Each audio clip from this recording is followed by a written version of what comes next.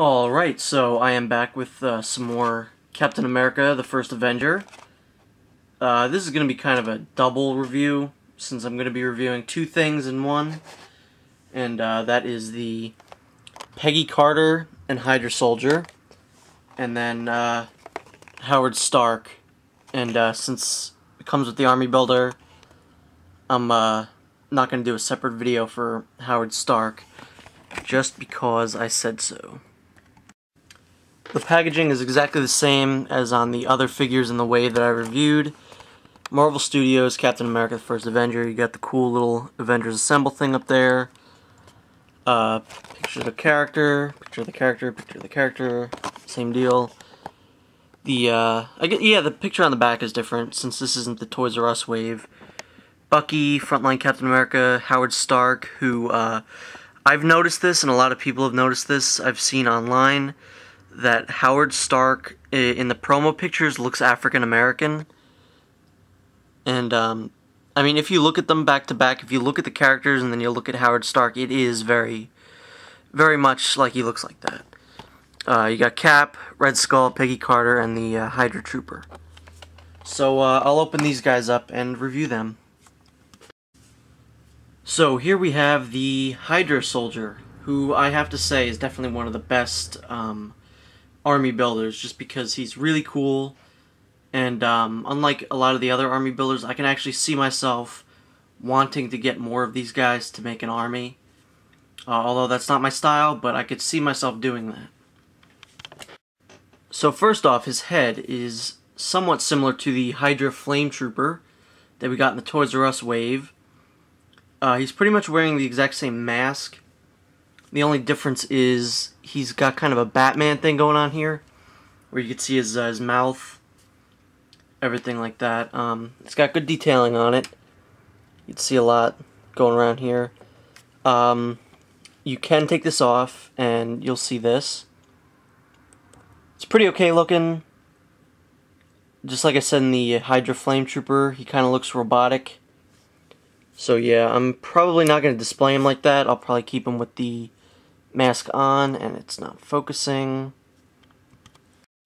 His outfit is pretty neat. It looks pretty much like how it does in the movie, or at least what we've seen of the movie.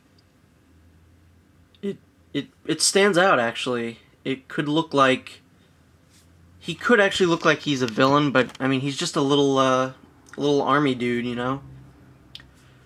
He has the same amount of detail that would be in a big villain-like character like the Red Skull in this wave and Loki, everything like that. He looks pretty cool. He's got a little bit of silver up there. He's got some belts going on, buckles. Cool little Hydra logo there on his belt. Just like Red Skull, he's got the Hydra logo on his arm as well. Only Red Skull's was a bit bigger, and it was surrounded by some more detail lines. So maybe it's like a ranking thing, since I'm assuming Red Skull's pretty high up in Hydra. On his back, he's got more mechanical, like backpack type thing. It's pretty cool looking, again, nicely detailed. He is wearing these gloves. These gloves are pretty cool looking. They're definitely some of the better gloves I've seen. They're pretty darn cool looking, if I do say so myself. The hand and the cuff pieces are actually separate pieces, so you can have more movement in the hand than you would with the cuff. And then to finish off the costume, he's just wearing this skirt type thing. It's part of his outfit, although it does look a bit bulkier than the rest of him, so it kind of looks weird. But it's red, it's got red detailing, it's green, it's got red detailing lines that carry over to the feet and the legs. So yeah. The Hydra Trooper comes with one accessory, and that is a gun. It's a pretty funky looking gun. Very kind of futuristic looking, despite the fact that this was supposedly taking place in World War II, so I don't know why it looks quite like an alien gun, but whatever. It fits very well in his hand, and it does look quite cool in in display with his hand. So yeah, I'll probably just be displaying him like this. The Hydra Trooper does not have much problems articulation-wise, only his legs because of his little skirt thing. His head moves freely, arms, feet, not the legs though. So here is Peggy Carter, the sort of typical superhero movie love interest. This is probably one of the weaker figures I've seen in a while. It's got just some minor problems that kind of hinder it from being just an okay figure to being a very blech figure. First we'll start with the face. The face is not spectacular. It is very bland. Usually they make at least somewhat of an attempt to make it look like the actress. I would definitely have to say this is one of the weaker likenesses. I would probably compare it to the Pepper Potts, either one of the Pepper Potts, because that's definitely one of the other weaker, likenesses. At first I thought her hair was an all-new piece, and I thought it was pretty unique looking, but then I started looking through the other Mini-Mates that I have, and then I realized it was a reuse of Emma Frost's hair. It's exactly the same. Her outfit is pretty cool. It appears to be pretty accurate to what we've seen in the trailers so far, and that's pretty good. I mean, there's really nothing else to say. There's just this little bit there, and that's the only detailing she has. Now, this figure has a real problem standing up for some reason, and I do not know why. The legs, I guess, are just sculpted in a way that if I try and even move them just slightly, she'll just keep falling over. If I try and put them straight, she'll just fall over. You have to kind of angle her, and her skirt is kind of, I don't know, you can definitely see that there's something wrong there. Like, it's at an angle almost, and you could see here, it just doesn't look right. It just doesn't look quite right on her.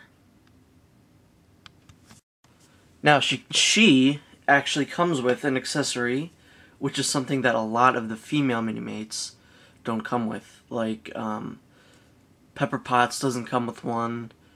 The Natalie Portman character doesn't come with one. I just can't think of her name right now.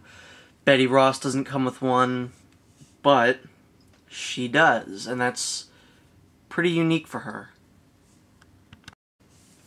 She comes with a machine gun, which leads me to believe that she'll be a little more active in the movie than some of the other females, which is always a good thing because they're always just there just to do nothing, really. And I'm really glad that it appears as though she's going to have a bigger role in the movie. The gun is really nice. It's made to look like an old World War II era gun. It's very, very cool. I actually really dig the design of this, and I actually hope to see this reused a little more. That is it for Peggy Carter. She is, she's an okay figure. Definitely, I think, the weakest figure in the Captain America, the first Avenger Mini-Mates. Definitely, there's no doubt about that. And definitely the weakest out of all the love interest figures, I guess you could say. But she does come with the accessory, which is a good thing. So yeah, that wraps up Peggy Carter. Since Peggy Carter was the variant, and Howard Stark is part of the main wave, I will not, be reviewing the Hydra Soldier because there is no point. If you've been watching my videos for at least some time, you'll probably know that I have an affinity for civilian type characters such as this, and I'm really, really, really loving this figure because of that. This is definitely one of the better civilian Mini-Mates I've seen, and yeah, I really dig it. first off, the likeness. He looks okay. He doesn't look the best, but you could definitely tell who he's supposed to be, and that he looks a bit like the actor. He doesn't look exactly like the actor, but you know, if you compare him to a Tony Stark Minimate, you could definitely see the resemblance. If Tony would ever focus, yeah, you could definitely see that there is a resemblance, especially in like the mouth area. His hair, it looks really nice. It was really bothering me because I felt like I'd seen the hair before, and then I kind of looked a little closer, and I think it is a reuse of Bucky's hair from the exact same wave. I don't know, but it looks kind of similar. Now that I'm actually looking at it again, I don't think it is, but I'm sure it's someone's, and if you know who it is, you know, drop me a hint. Just like the Tony Stark in the Iron Man 1 Minimates, he is wearing just a plain old suit. We saw him wearing the suit in the trailers. Again, that's the only thing I have to go on, is the trailers. I haven't actually seen the movie yet, so I can't tell you if he wears this the entire movie or anything like that. But it's a nice suit. We've seen it about 1 billion times before, so it's not that spectacular. Nothing really below there. It's just the suit, really. Howard Stark does come with an accessory, and I gotta say I love this accessory. I've been displaying him with this accessory, and it's so much better than what he looks like now. So let me show you. So Howard comes with this fedora, and I think it looks pretty awesome. This is definitely how I'll be displaying him. He just looks really suave, and if Iron Man took place in like the World War II era, I have a feeling Tony Stark would be wearing like the exact same thing, and that speaks volumes about, you know, the character of Howard Stark, and that I'm sure he'll be very close to Tony personality-wise. So yeah, that is it for Howard Stark. He is a really awesome figure if you like civilian characters. And, you know, for people who like collecting characters from the films like I do, he's necessary since he, you know, relates to both Iron Man and Captain America. So I would definitely recommend picking him up.